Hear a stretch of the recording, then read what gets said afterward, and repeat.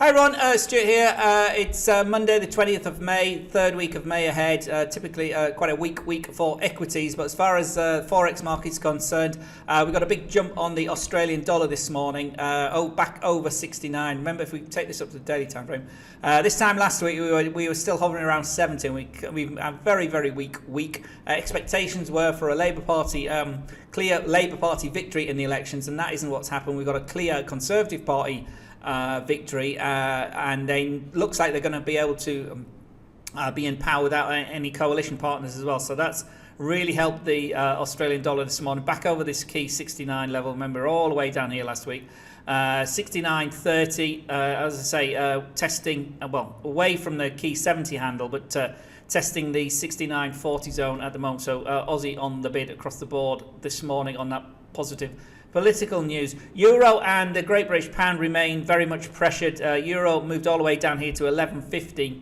zone again this morning. Obviously, the elections are ahead. We've also got quite a significant amount of data coming out this week, which many are saying may surprise to the upside. So we'll see how that goes as well. But remain here on this 1 hour time frame under the key 20 period moving average here at 11.61. Needs to breach that if it's going to move to the north side. Yen. Some good GDP data for dollar yen helped this come off this 10.30 zone earlier this morning, and looks to possibly be breaking lower here at 10.05. But the key line in the sand is obviously the 110.00 line, and 200 period support here at 109.94 for dollar yen. Just approaching oversold on these stochastics. Pound, as I say, here 127.15 zone earlier in the Asian session. 4-month lows, pressure to the downside, bit of a recovery bounce here this morning. Remember, we've got EU elections also in the UK. Obviously they weren't expecting to hold those. Expected a big anti EU vote for the new Brexit party taking many seats. And obviously Mrs May looking to resign, and a harder line Prime Minister likely to sit in number 10. So a no-deal Brexit remains on the cards. And here at 4 and 3 month lows for cable, that daily trend doesn't look like that's anywhere near breaking, as we say, moving down here. A wee bit oversold here on the stochastics, but we were oversold for most of last week cable rates. So pressure remains to the downside really for sterling. Maybe some buys down here intraday. 127.50 is obviously the key line. If we break that, we may have some buyers coming in as well.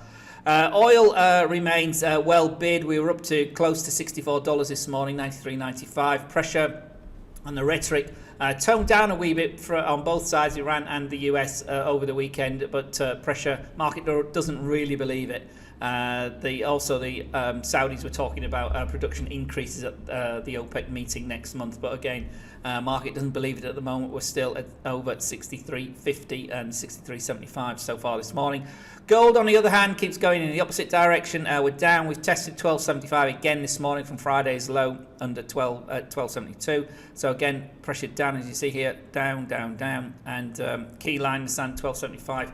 For gold today, not a great deal of data today. We have some speeches, a couple of speeches, one from Broadbent from the Bank of England and one from Clarida, the Vice Chair of the Fed, later on as well. We had some good Japanese data, okay German data as well earlier on. So that's all priced in at the moment. As I say, the big mover has been the Aussie dollar. So watch that if we break this 69.30 zone. Next, I say, big line in the sand is that key 70 level. So take care, and we'll see you all later. All the best. Bye bye.